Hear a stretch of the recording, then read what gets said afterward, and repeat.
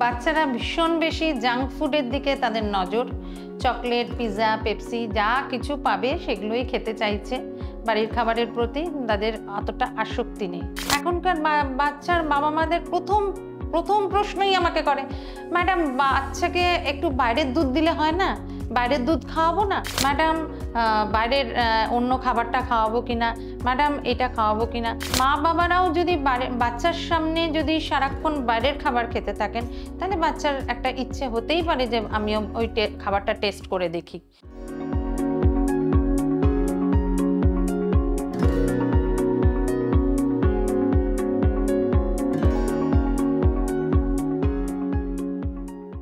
আজকালকার দিনের বাবা মারা কিন্তু প্রচণ্ড ওয়ারিড বাচ্চার পুষ্টিকর খাওয়া এবং সুস্বাস্থ্য নিয়ে।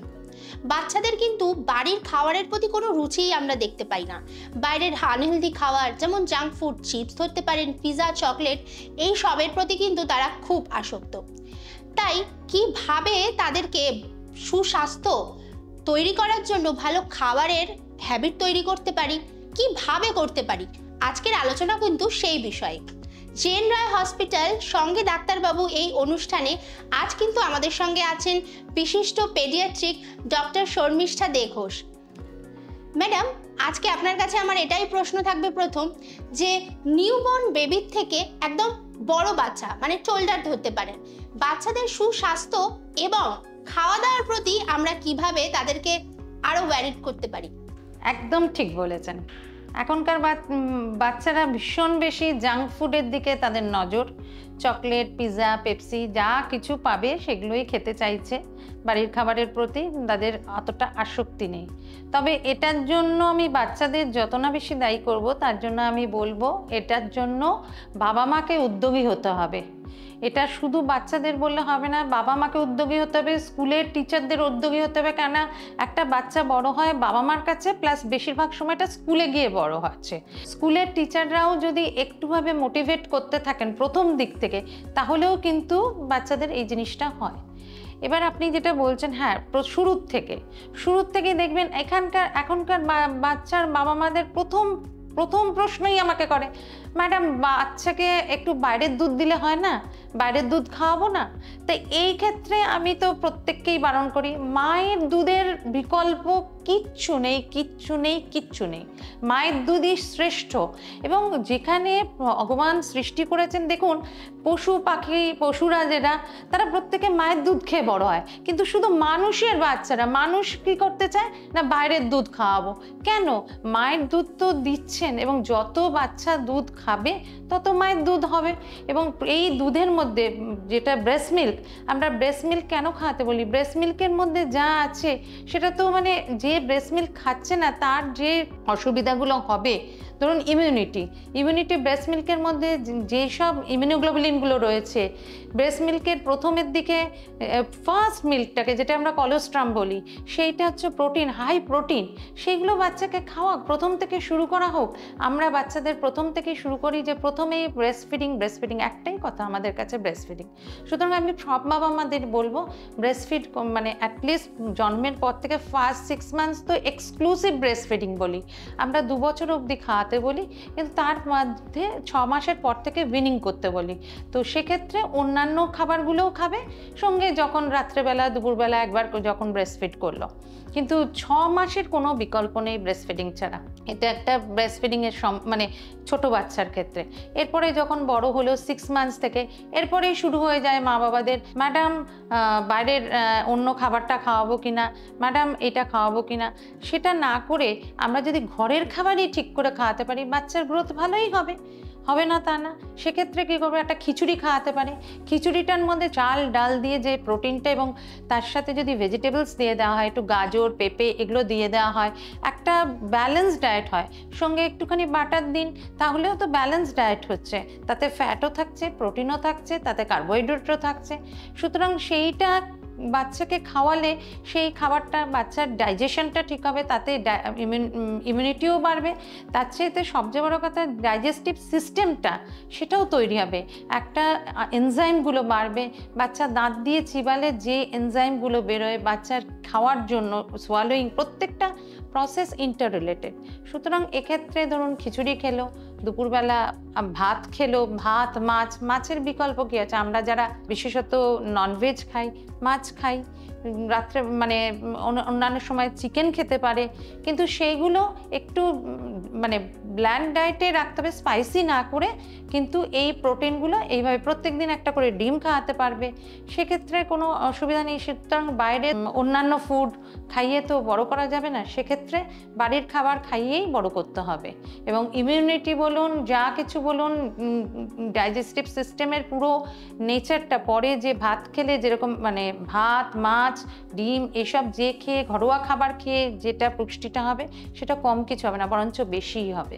ম্যাডাম, এবার আপনার থেকে জানতে চাইবো যে এই বদ অভ্যেস যেটা তৈরি হয়ে গেছে সেটার থেকে কিভাবে বাচ্চাকে আবার সুস্থ ফুড হ্যাবিটে আনবো, এটা কিভাবে করব? এটা মায়ের প্রচেষ্টা থাকবে, মা বাবা প্রত্যেকের প্রচেষ্টা থাকবে। বাড়িতে খাবারটা একটু টেস্টি করলেই হবে, একটু যেরকম বাইরে খাবার করা হয় সেরকম ধরনের একটু করে দিলেই হবে, তাহলে বাচ্চা অন্তত খেতে চাইবে।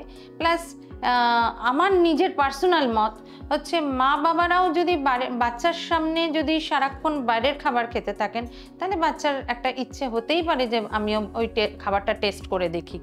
তো সেক্ষেত্রে সবাইকেই একটু সংযত হতে হবে। সেক্ষেত্রে মা বাবাকেও প্রয়োজন হলে সেরকম মানে ধরুন খেলেও বাইরে খাবে, কিন্তু প্রয়োজন হলে বাচ্চাকে যেরকম বাইরে করা হয় বাইরে অতটা স্পাইসি না করে ঘরেও যেভাবে খাওয়ানো যায় সেটা খাওয়াতে হবে। একদম। এবার আমি জেনে নেবো আপনার কাছ থেকে যে আমরা বিজ্ঞাপনে বিভিন্ন রকম হেলথ ড্রিঙ্ক দেখে থাকি, বিভিন্ন রেডি টু ফুড দেখে থাকি, যদি সেগুলো কতটা কার্যকর বাচ্চার বেড়ে ওঠার জন্য?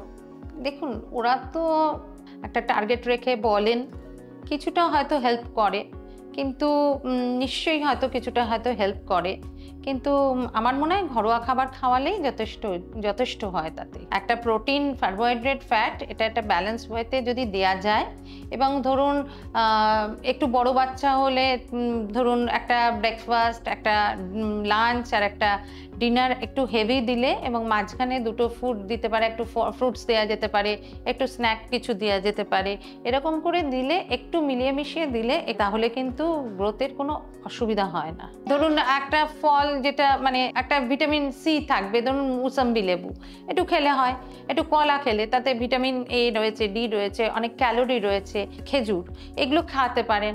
তারপরে বিকেলে দেখা হয়তো একটু বাদাম খেলো, মানে কাজু বাদাম খেলেও সেটাতেও একটুখানি ফ্যাট জাতীয় মানে ফ্যাটটা আসলো। প্রোটিন তো আমি বলছি এগ খেতে পারে, সেটা মাছ খাবে, ফিশ খাবে, সেটা চিকেন খেতে পারে, এগুলো খেতেই পারে। খেলে কিন্তু অ্যাজ সাচ মানে ভিটামিন মিনারেলসের মানে যেটা গ্রোথের জন্য যে ফ্যাক্টরটা বলছেন আপনি, সেটাতে খুব বেশি ঘাটতি হয় না। তাহলে আমরা যেটা জানতে পারছি সেটা হচ্ছে যে আমরা কিন্তু ঘরোয়া পদ্ধতিতেই ঘরেতেই কিন্তু আমরা সব রকম ফুড বাচ্চার জন্য তৈরি করতে পারি, সেটা হেলথ ড্রিঙ্ক হোক বা সেটা কোনো বাইরের খাবারের বিকল্প হিসাবে আমরা বাড়িতেই যদি সেটা বাচ্চাকে একটু সুস্বাদুভাবে তৈরি করে দিতে পারি, একটু টেস্টি ফুড বানালেই বাচ্চারা কিন্তু খায়। তাহলে পরে কিন্তু একটু টিফিনটা একটু ভালো করে দিল, আর মনোটোনাস যেন না হয়। রোজ দিনই যদি বাচ্চা দেখে যে আমাকে ব্রেড দিচ্ছে, তাহলে বাচ্চা খাবে না। যদি একদিন ব্রেড দিল, একদিন একটু ঘরে তৈরি চাউমিন দিলো, একদিন ঘরে তৈরি কিছু অন্য রুটি তরকারি দেওয়া হলো, আমরা তো এই খেয়েই বড় হয়েছি, এইভাবেই বড় করতে হবে। আদারওয়াইজ এই যেটা হচ্ছে প্রবলেম, যে এই জাঙ্ক ফুড খাওয়ার জন্য আমরা খুব ওবেসিটি দেখছি। পেশেন্ট বাচ্চা আসছে খুব মানে ওবেস বাচ্চা হয়ে যাচ্ছে, মানে এই জাঙ্ক ফুড খাওয়ার জন্য কিন্তু ওবেসিটি দিন দিন বাড়ছে, যেটা কিন্তু রীতিমতো ভয়ানক, এবং সেটা একটা কার্ডিওভাস্কুলার সিস্টেমটাকে এফেক্ট করে, একটা ডায়াবেটিসের দিকে একটা মানে তার চান্স থাকে, একটা হার্টের প্রবলেম থাকতে পারে। সুতরাং এক্ষেত্রে একটু কন্ট্রোল না করলে, এবং প্লাস সঙ্গে এক্সারসাইজ, এইগুলো না করলে ওবেসিটি কিন্তু দিন দিন বাড়ছে, যেটা কিন্তু একটা ভয়ানক রূপ নিতে পারে। যেরকম একটা এখন কিন্তু এই নন কমিউনিকেবল ডিজিজের মধ্যে এই ওবেসিটি কিন্তু একটা পড়ছে, যেটা কিন্তু একটা ভয়ানক রূপ নিতে পারে। অসংখ্য ধন্যবাদ দিদি, আপনার এই ব্যস্ততার মধ্যেও আমাদের জন্য সময় বার করার। আপনাদেরকেও বলে রাখি, আপনারাও যদি এরকম বিভিন্ন রকম সমস্যার সমাধানের জন্য কিন্তু আপনারা আমাদের এই পেজটিকে ফলো করে রাখতে পারেন। আমরা কিন্তু ঠিক এই সময় আবার অন্যদিন হাজির হব অন্য কোনো সমস্যা নিয়ে, নতুন কোনো বিষয় নিয়ে, জেএন রায় হসপিটাল সঙ্গে ডাক্তারবাবুর পরামর্শ নিয়ে। আর যদি আপনাদের কোনো কোয়ারি থাকে আপনারা কিন্তু আমাদেরকে হোয়াটসঅ্যাপে মেসেজ করতে পারেন, অথবা আমাদের পেজেতেও কিন্তু আপনারা মেসেজ করে রাখতে পারেন। আমরা যথাসময়ে কিন্তু আপনাদেরকে আপডেট জানাতে থাকবো।